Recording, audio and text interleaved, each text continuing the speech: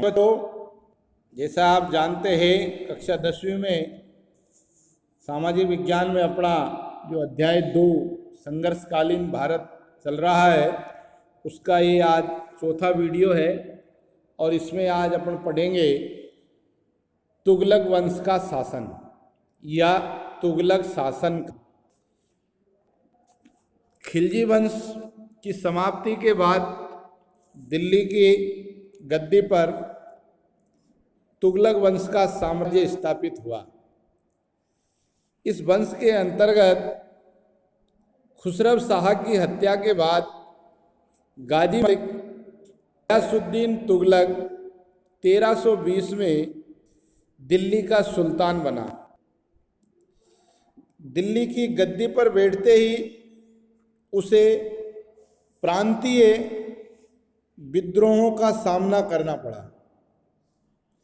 जिसके अंतर्गत तेलंगाना के राजा रुद्रदेव के खिलाफ उसने अपने पुत्र जूना खां को भेजा। उड़ीसा के सैन्य अभियानों में उसने उलुग खां को भेजा और विजय प्राप्त की। प्रांतीय विद्रोहों को दबाने में सफल रहा।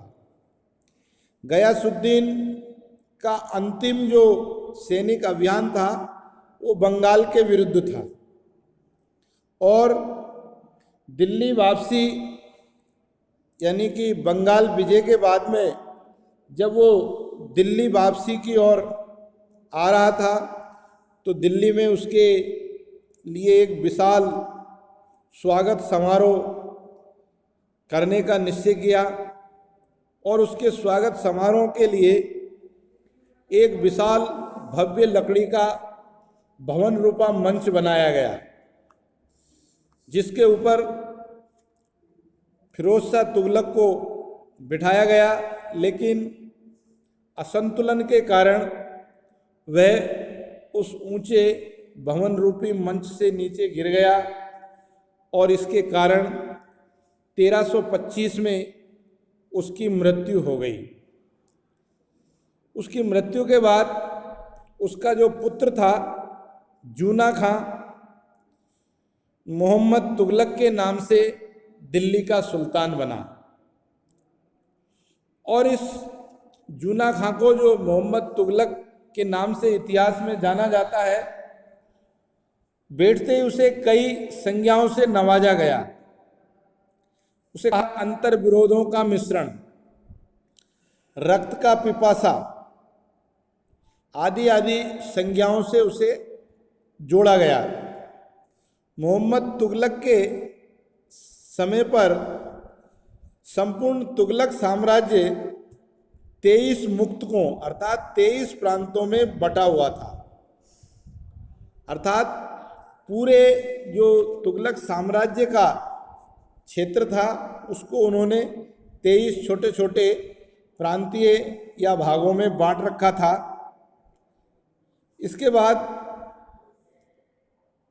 मोहम्मद तुगलक ने बरनी सुल्तान की जो प्रमुख 5 योजनाएं थी उनका वो वर्णन करते हुए कहता है कि दोआब में कर वृद्धि, देवगिरी को राजधानी बनाना, सांकेतिक मुद्रा का प्रचलन, खुरासान पर आक्रमण और कारचिल की ओर अभियान चलाना।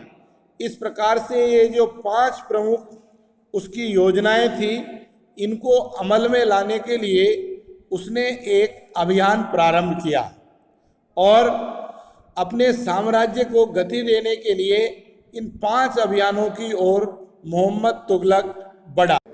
सुल्तान ने 1327 से 1335 ईस्वी तक देवगिरी को अपनी राजधानी बनाया। अर्थात अपनी राजधानी दिल्ली से देवगिरी वो ले गया और बाद में उस देवगिरी का नाम दौलताबाद रखा गया। और इस प्रकार से 1330 ईस्वी में उसने तांबे एवं कांसे की मिश्रण धातु के सिक्के चलाए। बाद में नकली सिक्के आने के कारण उन्हें ये सांकेतिक मुद्रा बंद करनी पड़ी और इसी बीच में जो मोरक्को का एक यात्री था अबन बतूता, 1333 में उसका भारत आगमन हुआ और सुल्तान उससे प्रभावित होकर के सुल्तान ने उसे दिल्ली का काजी नियुक्त कर दिया और बाद में उसे 1342 ईस्वी में राजदूत बनाकर चीन भेजा और चीन से अपने आंतरिक संबंध स्थापित बनाने की उसने योजना बनाई। आगे के प्रयासों के अंतर्गत संघर्ष करते हुए 1351 में मोहम्मद तुगलक की मृत्यु हो गई। अपने परिवार का कोई वास्तविक उत्तराधिकारी न होने के कारण 1351 में उसने अपने चचेरे भाई फिरोज शाह तुगलक को दिल्ली का सुल्तान बन बैठा या बनाया। बंगाल के हाजी इलियास के स्वतंत्र हो जाने से उसके विरुद्ध फिरोज शाह ने 2 बार सैन्य अभियान चलाया, परंतु फिरोज शाह को कभी सफलता नहीं मिली। बाद में फिरोज शाह ने अपने सैन्य अभियानों को मजबूती देते हुए एक फरमान जारी किया कि जो सरकारी एवं सेना की नौकरी करेगा उसको ये पद वंशानुगत रूप से स्थायी रूप से प्राप्त होगा।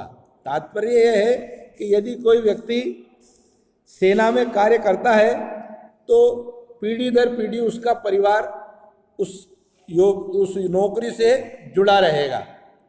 और इसके साथ साथ नौकरी के लिए जो योजनाएं थी, उसकी जो जांच प्रणाली थी, उसको उसने नकार दिया। बाद में उसने अपने पुत्र फतेह खां को अपना उत्तराधिकारी नियुक्त कर दिया और अपने नाम से अनेक प्रकार के सिक्के चलवाए, अर्थात सिक्कों के ऊपर अपना स्वयं का नाम अंकित किया। फिरोज शाह भवन निर्माण कला को अत्यधिक महत्व देते थे और इसी महत्व के अंतर्गत उसने कई नगरों को बसाया, जिसमें हिसार, फिरोजाबाद, जौनपुर आदि। आगे चलकर उसने टोपरा तथा मेरठ से अशोक स्तंभ को दिल्ली में स्थापित करने का प्रयास किया, परंतु उसकी भाषा इस प्रकार थी कि विद्वान लोग उस अशोक स्तंभ को समझ नहीं सके और उसकी जो योजना थी वो पूर्ण नहीं हो सकी। इस प्रकार से हम कह सकते हैं कि फिरोज शाह तुगलक एक महत्वाकांक्षी शासक होने के साथ साथ उसने विभिन्न प्रकार के निर्माण कलाओं या वास्तुकलाओं को महत्व दिया गया। इसके बाद में आगे चल कर के उसने एक नहर प्रणाली का भी निर्माण करने की योजना बनाई। नहर प्रणाली के अंतर्गत उसकी सबसे महत्वपूर्ण योजना थी कि जो उसके प्रांत थे, हांसी और सिरसा के जो क्षेत्र थे, वह अकाल से पीड़ित थे, अर्थात उस क्षेत्र में पानी की कमी को दूर करने के लिए उसने अपने राज्य में अनेक नहरों की खुदाई की, अर्थात नहरों का निर्माण प्रारंभ करवाया। और इसी दृष्टि से उसने एक नहर सतलज नदी से दीपालपुर के बीच में तथा दूसरी नहर यमुना नदी से सिरमौर के पास खुदवाई गई, जिसका प्रभाव ये हुआ कि उस क्षेत्र में कृषि उपज में वृद्धि होने लगी और उस क्षेत्र की अकाल की स्थिति से निपटने के लिए एक ठोस नीति को उसने अंजाम दिया, जो लोगों को काफ़ी हद तक पसंद भी आई और लोगों को अकाल की स्थिति से जूझने में सफलता प्राप्त हुई। फिरोज तुगलक भी एक कट्टरवादी शासक था जो इस्लामिक अमीरों के हाथ में या उनके इशारे पर कार्य करता था। आगे चलकर उसने जजिया नामक कर न केवल ब्राह्मणों पर ही लगाया, बल्कि मुस्लिम विचारधारा से संबंधित शिया समर्थक व्यक्तियों को भी इस कर के अंतर्गत लेते हुए उन्हें मृत्युदंड तक भी दिया गया। अपने शासन को योजनाओं को या सजाओं को पुनर्गठित करते हुए उसने गैर मुस्लिम सजाएं समाप्त कर दी गई और जो शरीयत में 24 प्रकार के कर पहले विद्यमान थे उनको हटा दिए गए और उनके स्थान पर केवल मात्र 4 प्रमुख कर रखे, जिनमें एक था जजिया कर, एक और दूसरा खराज, तीसरा जकात और चौथा खम्स। इन करों के अलावा जितने भी कर थे वो सब समाप्त हो गए। दासों की संख्या में उसने असाधारण वृद्धि की, अर्थात दास रखने का, गुलाम बनाने का वह भी एक बहुत बड़ा शौकीन था। और उसके इतिहास के आंकड़ों के मुताबिक कहा जाता है कि उसके साम्राज्य में 1,80,000 लोग दासों के रूप में थे। बाद में दीवान बंदगान के नाम से, दासों के नाम से उन्होंने एक नया विभाग बनाया। आगे चलकर फिरोज ने दिल्ली में खरबूजे और अंगूर की खेती को बढ़ावा दिया और अनेक प्रकार के बाग लगाए। और इसके बाद 1388 ईस्वी में फिरोज शाह तुगलक की मृत्यु हो गई और इसके बाद तुगलक वंश का अंतिम शासक बना नसरुद्दीन मोहम्मद, परंतु उसका भी शासन अधिक समय तक नहीं चला। और इसी बीच 1398 ईस्वी में तुर्क आकांता तैमूर लंग ने भारत पर आक्रमण किया और गहरी मारकाट लूटपाट मचाई। इसके बाद तुगलक वंश का अंत हो गया और एक नया वंश भारतीय इतिहास में उदय